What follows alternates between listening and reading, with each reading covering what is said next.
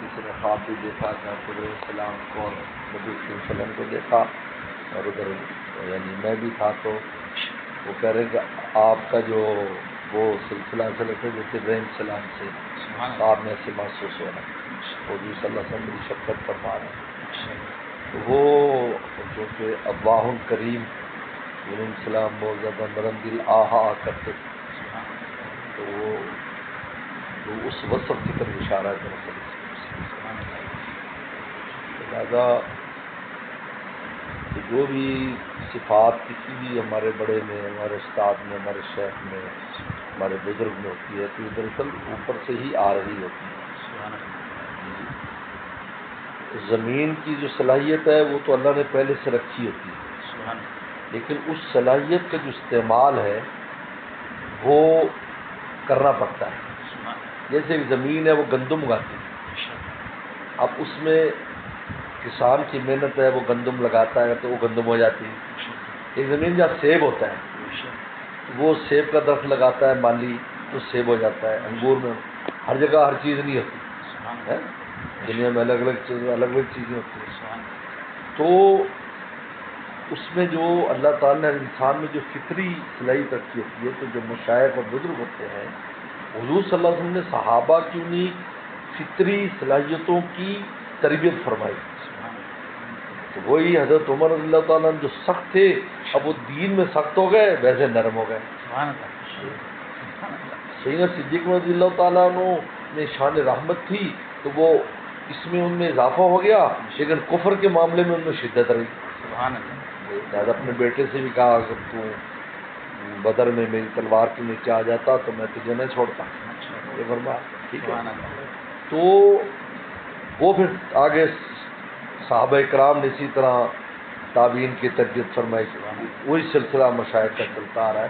ہر آدمی میں جو رنگ اور جو صلاحیت ہے وہ اسی میں جو ترقی کر کے اس کو اسلامی سانچے میں اور اس سانچے میں ڈال دیتے ہیں جو اللہ تعالیٰ کے یہاں محبوب ہے. کیونکہ فطری جو ہے وہ زائل نہیں ہوتی، لیکن اس کا رخ موڑنا ہوتا ہے. جیسے فطری طور پر پانی جو ہے وہ پہاڑوں سے اور بارش سے اترے گا، اب آپ نے اس کو ڈیم میں محفوظ کرنا ہے اور اسے بجلی بھی بنانی ہے اور نہریں بھی چلانی ہے اور کھیتیاں بھی آباد کرنی ہیں. اور اگر آپ چھوڑ دیں گے وہ سیلاب بنے گا، تباہی مچا دے گا.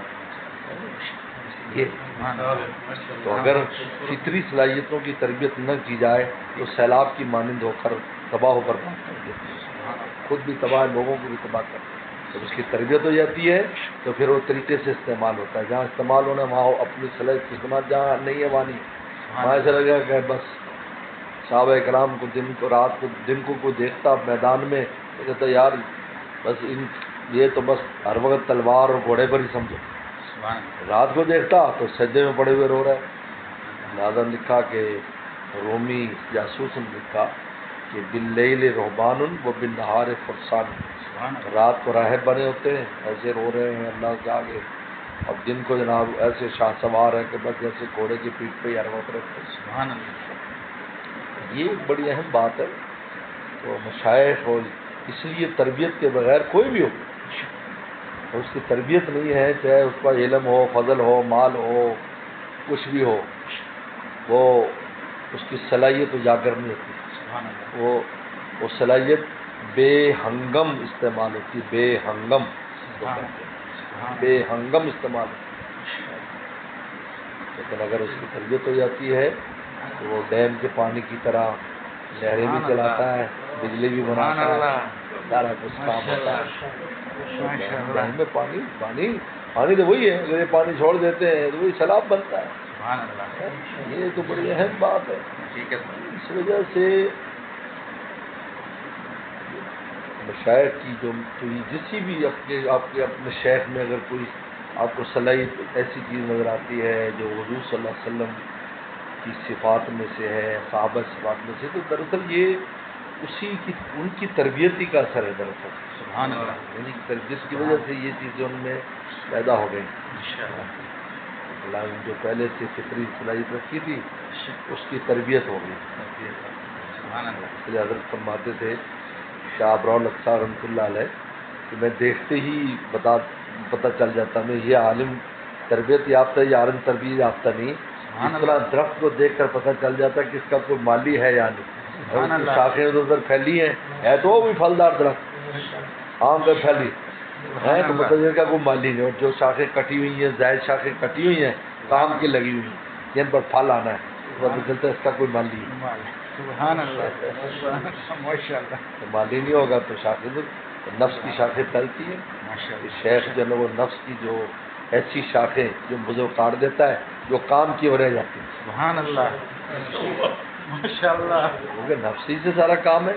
نفس سے آپ اپنے بیوی بچوں سے پیار کرتے ہیں، نفس سے آپ کھاتے پیتے ہیں، نفس کی وجہ سے آپ سارے حقوق جسمانی ادا کرتے ہیں مخلوق کے، یہ نفس کی وجہ سے. لیکن اس کی شاخیں، لیکن یہ نفس کی وجہ سے گناہ کرتا ہے، لیکن وہ گناہوں کی شاخ کاٹ دیتا ہے شیخ، اور وہ رہ جاتے وہ شاخیں جو مفید ہے.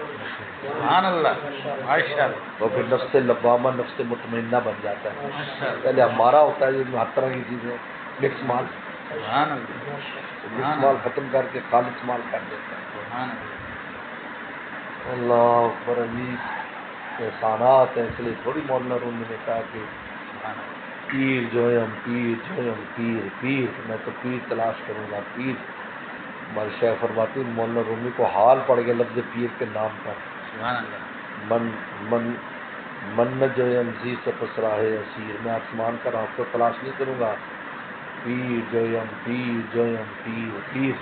سبحان اللہ ماشاء اللہ. پیر باشد نردمان آسمان، پیر آسمان کی سیڑھی ہے. سبحان اللہ. پیر گردد از، پیر گردد از کما. تیر اس وقت اڑتا ہے، تیر پرا از کی گردد از کما، تیر اس وقت اڑے گا جب کسی کمان پر چڑھے گا. سبحان اللہ. نہ تیر بیچارہ اپنی جگہ پڑا رہے گا، جب کمان پر چڑھے گا تو اڑے گا، شکار کرے گا. سبحان اللہ. لہٰذا کتنا بڑا کوئی آدمی ہو، جب تک کسی شیخ کے سامنے مٹے گا نہیں، بنے گا نہیں. سبحان اللہ.